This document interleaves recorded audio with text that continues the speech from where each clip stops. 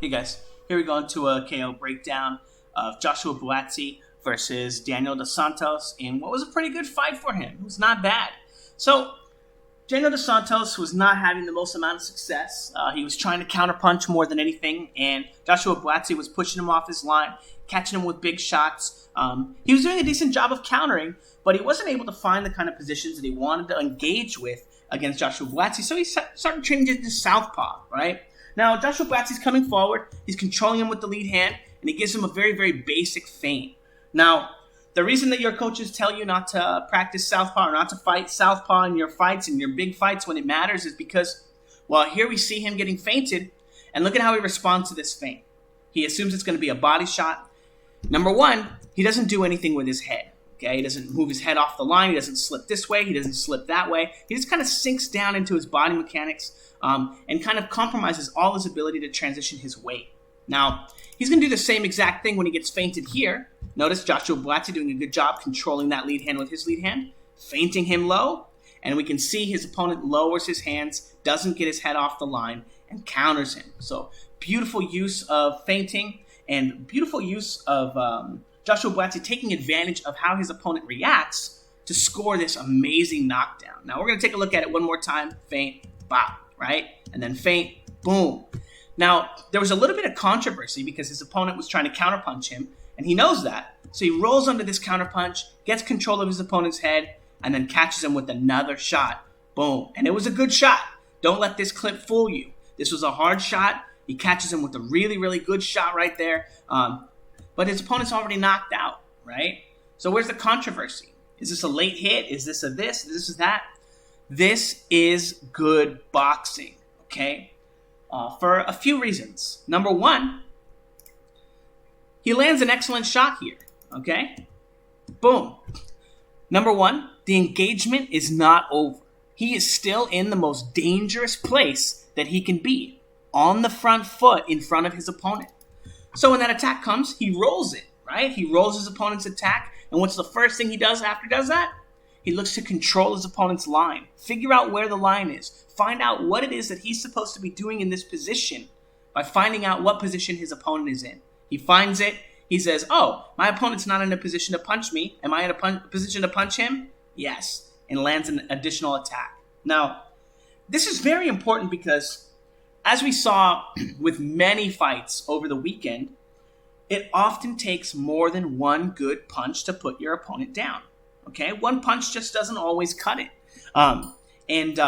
Actually, we're going to take a look here at another knockdown in this fight. That was a really, really good knockdown from Joshua Buatsi.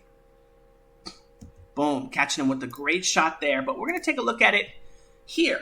So earlier in the fight, he gives him the same motion and tries to give him a pendulum left hook, right? Feints with a jab, feints with the right hand. Now, once all his weight is on the front foot here, he's going to blast out and throw this pendulum left hook, right? Trying to use the right hand to set this shot up. But his opponent moves off the line, right? Classic lack of defense, right? He's not really defending himself. We can see that when he gets pushed off his line, his defense is not great, right? He's pretty wide, he's pretty open, he's pretty not defending himself, just moving off the line. So Buatsi's able to take advantage of this by pushing him off the line, giving him the same left hand, but more as a feint, and then when he lands off of the left hook, 1, 2, left hook, he's going to land, he's going to roll right into a right hand right there, right? Following up and continuing the engagement, right? Continuing to chain those motions up, right? 1, 2, 3. And now being able to land, and as he lands, land into a pendulum right hand, right? And that's what he added on to the next attack. Again, this is just really good craft, understanding how to layer your attacks and continue those chains going, right? And again, it kind of goes in the same line as the defensive responsibility. Now, I want to show you real quick, okay, another clip that was very similar to that defensive responsibility line that was also really interesting to me. So this is the knockdown. We can see him going 1, 2, 3, and then he's going to leap pendulum. And then as he lands a right hand that drops him. So excellent sequence, excellent defensive responsibility. A lot of really beautiful stuff going on there. But we want to take a look at, I think it's this clip. So here he comes in, shoots the jab. His opponent throws a hook that he ducks, and he comes in with a 2-3 of his own. Now, after this motion, what does he do? He immediately looks to control his opponent's head, right? So his opponent ducks that left hook. Boom. Now his opponent's on the back foot. He's going to be moving his weight into him now. So as he moves his weight into him, because he's out of position, Joshua Buatsi looks to control him and stop him from being able to move his head across the line and throw a right-hand counter. Beautiful, beautiful work. And this kind of craft right here, this is exactly what he's doing in the knockout sequence when he catches him with the shot, boom, rolls under the shot and controls him. Again, this is just good habits, good boxing habits. This is something that you're going to want to look to do against your opponents, especially your more highly skilled opponents, much, much, much more often when you find yourself transitioning your weight in front of them, because it's going to give you the space after your punches to still be safe in front of them.